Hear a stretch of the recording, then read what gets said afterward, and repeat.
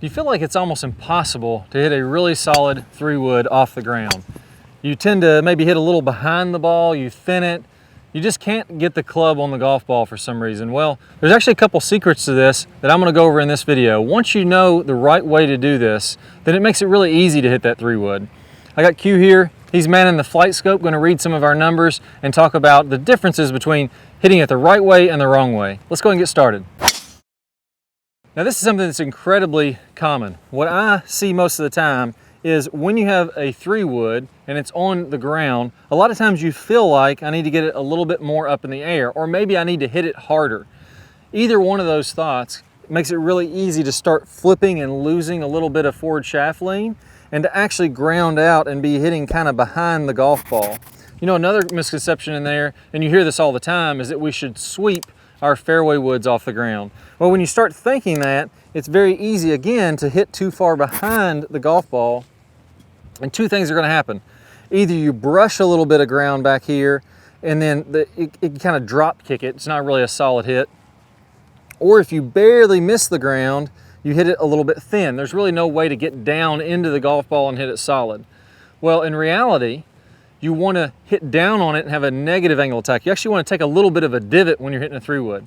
Let me go ahead and demonstrate this with a couple shots. This first one, I'm going to feel like I pick the ball clean, I brush it or I sweep it off the ground. You'll notice just behind the golf ball, you may even see a couple blades of grass move back here behind the golf ball because I'm actually grounding out too far behind the golf ball. Let's give this a try. So that one, good swing.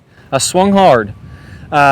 Made pretty solid contact as far as left and right on the face. It was on the middle of the face, but it felt really thin. It really just didn't pop off there. Now I'm swinging fast, so it's probably still gonna go pretty far when I do it that way. What were the numbers on that one, Q? So club head speed was about 105 miles per hour and total distance was 276. Okay, so the carry distance was probably a little shorter. How far did that ball roll out? It was about 240 on the carry distance. So 240 in the air. That's usually the main number we're looking at. That's where you're gonna fly it if you're gonna carry it on the green. So 105 miles an hour swing speed, that's pretty fast swing speed. I should be able to carry the ball more than 240. Maybe you're currently swinging 80 miles an hour with a 3-wood, 90, 100, doesn't matter what it is. Using the same principle, it's gonna go farther. You might even swing a little bit faster doing it the right way. So let's try this again. Now what I'm gonna do is instead of feeling like I'm gonna sweep the ball, I feel like I'm actually gonna hit down on the golf ball. I wanna hit a little bit of a divot in front of this ball here. And what that's gonna do is that's gonna bring the contact higher up on the face. If I'm sweeping with the ground, then I'm kind of off the ground here. I'm gonna be thin every single time. If I'm hitting down, I can get higher up on this club face. I'm gonna get higher ball speed and better contact. So let's go ahead and try this one out to where I feel like I take a little bit of a divot on this one.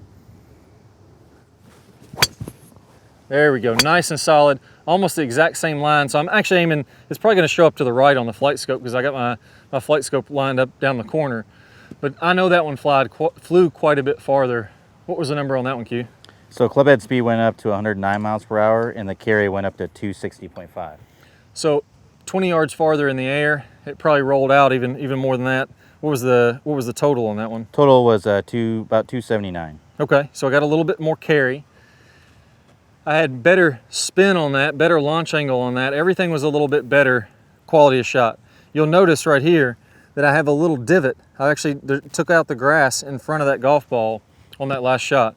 If I would have swept that golf ball, it would have been thin. It would have been like the first one. So you're probably gonna pick up a solid 15 or 20 yards on your 3-wood by making sure that you hit that divot. Now, another big key to this is when we're trying to help our swing speed, we're trying to push with our hands and arms to really accelerate this club. A lot of people will have the misconception that they take this right palm and that pushes the club forward to help accelerate the club. That's actually not happening in a great golf swing. I want to have this right hand angled back, and it's the turning of my body that actually gets this club to whip on through there. It's the pulling up that gets the club to really whip on through. So if I have a good angle of lag, so imagine this club is lagging back here, and I take this grip and I pull straight up on it, watch what happens to the club head. It whips forward. It's that kind of whipping through contact that allows you to really get the heavy, high club head speed. It's not pushing the club with the right hand this way. It's actually turning the body and letting it whip through. So this is also another thing that allows you to get higher swing speeds when you feel like you're hitting down.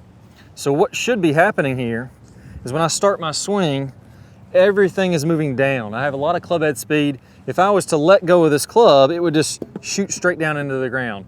All that momentum is heading down toward the turf. Then, at the last second, or as I clear my body more, my hands are gonna work back up and in. So as my left hip, my left shoulder rotate open, watch my left hand, it pulls back up and in. And that changes that momentum to where now it whips through there. So again, I have to get that downward momentum. I have to feel like I'm gonna hit down into the ground. I'm not worried about taking a divot too big with a 3-wood. It rarely ever happens. The second piece of that is once I get that momentum, I get the intention of hitting down, then I clear the body out of the way. I wanna get my left side of my body just to turn through as much as I can, and that's how you get good contact and those really, really high club head speeds. So if I wanna kick it up a notch, maybe I wanna really hit one far with this 3-wood, I'm gonna make sure that I clear even harder with the left side of my body, and then I make sure that I hit down, I have the intention of throwing the club down even harder. So let's go ahead and try this one.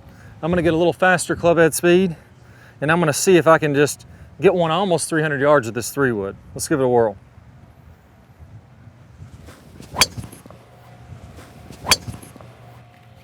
All right, Q. Wanted to get a little bit more divot on that one, to be honest, but it was still pretty solid. Probably not going to be the 300 that I wanted. What were the numbers on that one? Pretty close. You got up to 298 total distance and 113 on the club head speed. Yeah, so the club head speed was a lot faster. And again, all I felt like I did there is made sure that I had the intention of swinging down and clearing the left side of the body. That gets that whip that you're seeing on through there. Now, one last thing that's going to also help with this, I have to make sure that I load up in the backswing. So many times when I see a player trying to get more club head speed, hit this good 3-wood, they're having this short swing, making it really compact to try to guide the ball. They're trying to place the ball on the club. If I'm gonna hit one really hard, I'm gonna really wind up. I wanna feel like my back turns to the target and then I really rotate all the way on through. So let's go ahead and try one more here where I really load up. Here, I'm gonna feel like my left shoulder gets completely behind the golf ball. That loads up my chest and allows me to get what I call a power turn. Let's go ahead and do another one here and see how this one goes when I focus on my backswing turn.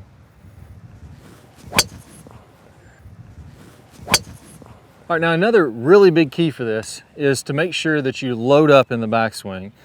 Really how much I load up in the backswing is going to determine how much I can hit down and how much when I turn open and I clear back up, how much whip I'm going to get. So I call this the power turn, and the key that I want you to have here is take this left shoulder and feel like you rotate it until it's behind the golf ball. Now you may want to loosen up your left leg to do that, to really make that big turn. That's completely fine. But I want to go ahead and really load up on this one, and let's see how far this one goes. I'm going to try to get a few extra yards out of it.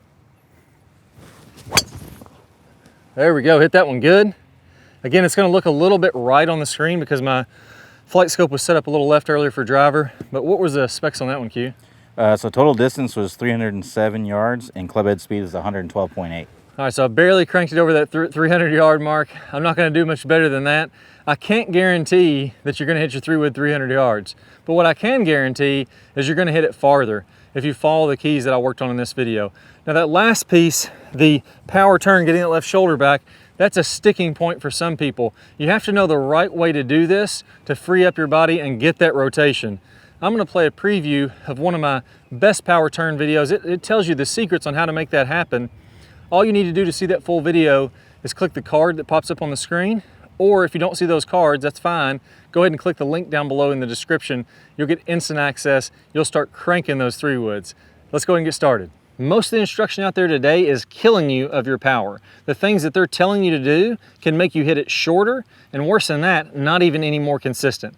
I'm gonna go over some of the real secrets to powerful, consistent golf in this video. Let's go and get started. So here's some of the keys into making that happen. If you wanna incorporate this in your swing, let me break it down exactly what you should do. Number one, let's focus on the belt buckle.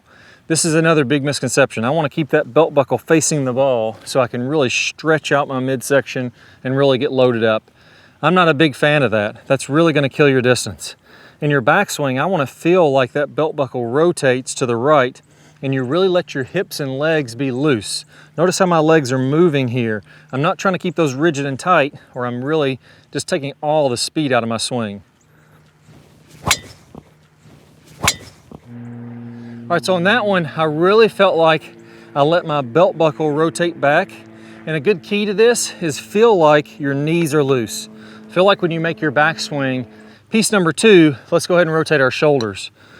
When I let my lower body rotate, my upper body can rotate a lot better also. So if I let my hips move, my shoulders will move more. So here, once I've got my hips working well, I'm gonna add to that my shoulders making a big rotation. On average, on the PGA Tour, players are getting about 120 degrees of shoulder rotation.